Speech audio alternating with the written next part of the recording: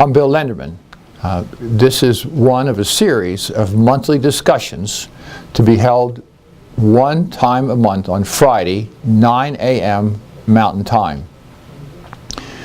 The purpose of the discussions is to provide insights into concepts people may not know or don't fully understand, to correct misconceptions about important issues, and to build a community of wise and thoughtful people who know how to use money as a tool.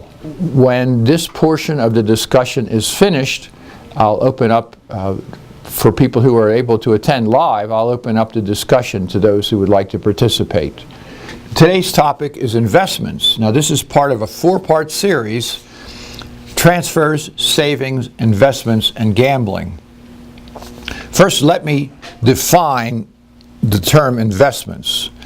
That's when people spend time or money where they have control or influence over the outcome. They're looking for a greater potential gain than they would get in savings, and they're willing to take a loss if it should happen. Now, let me give you some examples. The most important examples are our job or our profession. We are literally investing in our time and effort to produce money. We have more control over our ability to produce money. If we have a profession, a doctor, a plumber, whatever that profession might be, the better we are at it, the more certain our income will be, and the greater our income is likely to be. Even if we have a job working for someone else, if we're faithful in our work, if we do a good job, that adds to our job security and the potential for increases in pay and all kinds of other benefits that come with it. People don't understand that their greatest single investment is their job or their profession.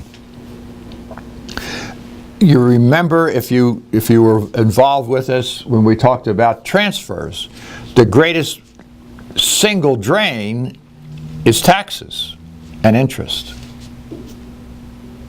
Now, another example of investing is lending money when you have adequate collateral. Suppose you lend somebody $10,000, and in exchange they sign a paper saying, if you don't pay the $10,000 back on these terms and in this amount of time, you own my house, which is worth $100,000. Well, that's an investment because you have controlled the situation, you have eliminated the potential for risk, and you're making a return on the money in the meantime.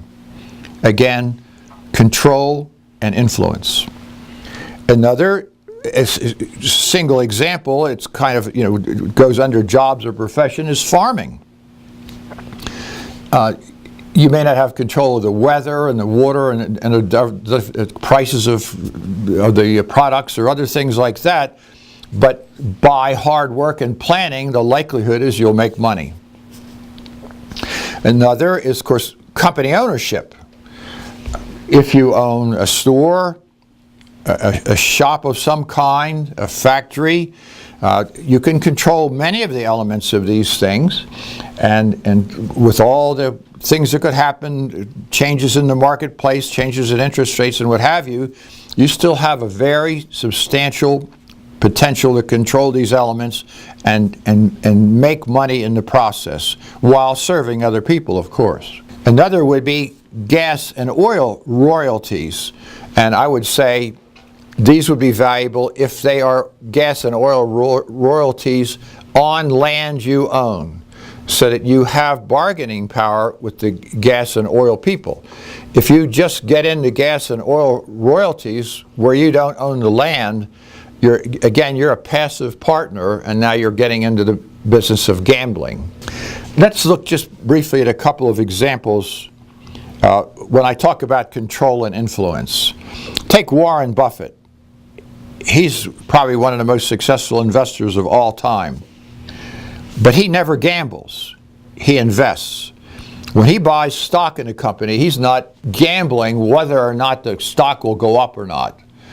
He buys enough stock that he controls the company and takes control.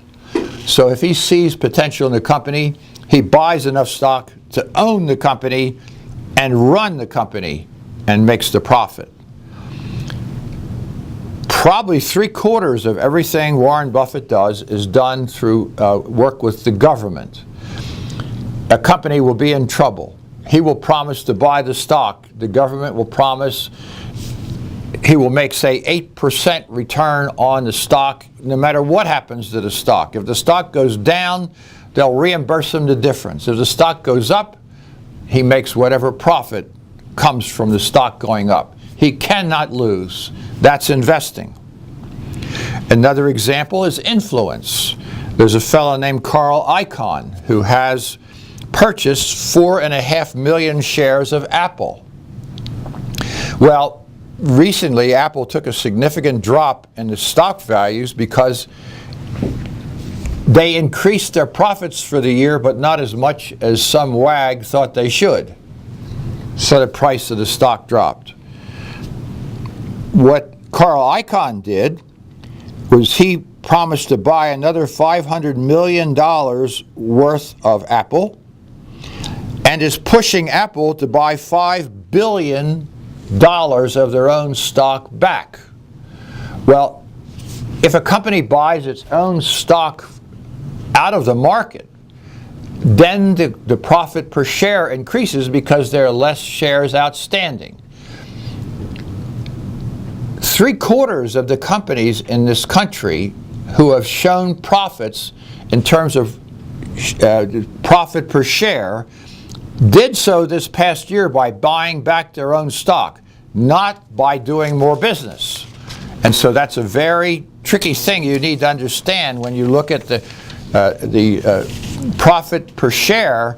If the company's buying back its own stock, well then you're talking about something where they're creating value in the stock not by increasing their business, but by, frankly, a trick.